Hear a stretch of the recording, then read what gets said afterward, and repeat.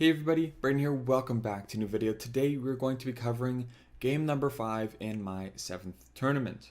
Now I am playing with the black pieces versus Adiel, and I am currently 2 out of 4. So it has been an uneventful tournament. I'm even, but it's not the end of the world. Even is still not bad. I have 1 win, 1 loss, and 2 draws. Quite a bit of draws lately, but I promise there won't be many going forward. Anyways, I am playing with the black pieces, and let's get started on the game. We see e4 from Adiel, c5 from me. So as you can see, I'm doing a lot of Sicilian, or playing a lot of Sicilian openings. Bishop c4 and e6. So bishop c4 was actually quite surprising to me. Normally you see things like knight to f3 first, and then d6, and you usually can play bishop c4 later on. This was just a surprising switch up, but it's still a good move. e6, knight to f3, and knight to c6. So I'm just trying to develop my pieces. Now we see castles, and in reality, it's close to me being able to just play d5 here. I was just a little uncomfortable because after taking, I was a little bit worried of a rook e1 check. However, this isn't actually too much of a concern, as once the bishop moves back, then we can just play something like knight to f6, and everything's okay here. We can just castle next move, and we got d5 in. And when you get d5 in the Sicilian, then usually you're doing okay. But okay, d6 is an okay move. d3, knight f6, bishop g5, and bishop to e7 to block out the pin. Now there's no longer a pin here. Now, I do have plans of d5. I really want to play it, as now I'm a little less scared because I can just castle in one move.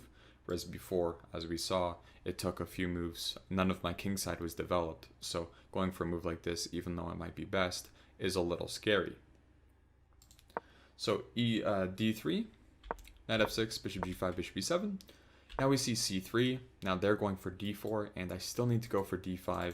I decided to castle first, but d5 is also quite interesting here. Okay, I decided to castle. I just thought that would be a bit safer, and nothing too wrong with it. Knight a3, and I played a6. I thought a6 would be a very strong move here, and I think that evaluation was correct, because when you look at the placement of your opponent's pieces, you want to restrict your opponents, but you also want to improve your own pieces. And a move like a6, it doesn't really improve too much of your own pieces, except it kind of does with the preparation of b5 to develop your bishop on b7 instead of on d7 here. But it is a very restrictive move where now there's no knight b5 and there's no bishop b5, although maybe these weren't immediate ideas for your opponent. When you see their knight on a3, its only real hope is going to b5, and unless the bishop moves, then maybe c4, but for now it just kind of locks out that knight, and it's just a nice prophylactic move. Now we see rook to e1, and I played knight to a5. I really wanted the bishop, and I think that was okay. b5 also makes a lot of sense. The whole point is that we can play bishop b7, and all of our pieces are developed. We're ready to play d5 soon. But okay, knight a5, I wanted the bishop here, and that's not really a terrible way to think either.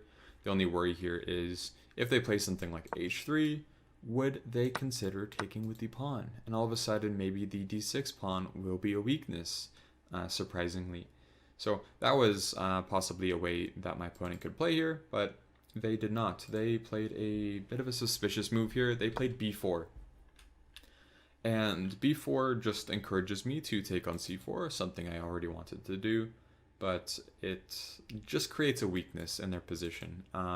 Unfortunately, now the c3 is possibly a weak point if we can get our bishop to f6, but it also takes away from the control of the d4 square after, well, I took on c4 first, knight takes c4, and then c takes b4.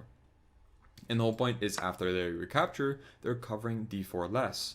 So playing a move like b4, surprisingly, gives them less central control. If they had the move a3 in, instead of having their knight on a3, you can imagine that if we just go back all the way, they played a move like a3, then this actually prevents pretty much everything. As knight a5, if they really wanted to play b4, then they could at the very least take with the pawn. However, this, of course, wouldn't make too much sense, as they do have the move bishop to a2, and then b4 is coming. So this would just be a little bit stronger here, but unfortunately that was not played. And now I have quite a reasonable position. d5 is coming. However, I decided to develop first, though d5 is also a very interesting move here. And it just breaks down their position just a little bit more, and we have a lot of play.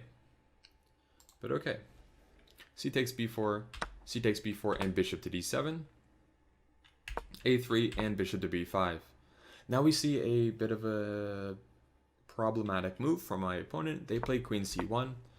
In reality, maybe rook to c1 would be stronger, since they were trying to go for covering the knight so they could possibly take with the piece, at least if that was their idea.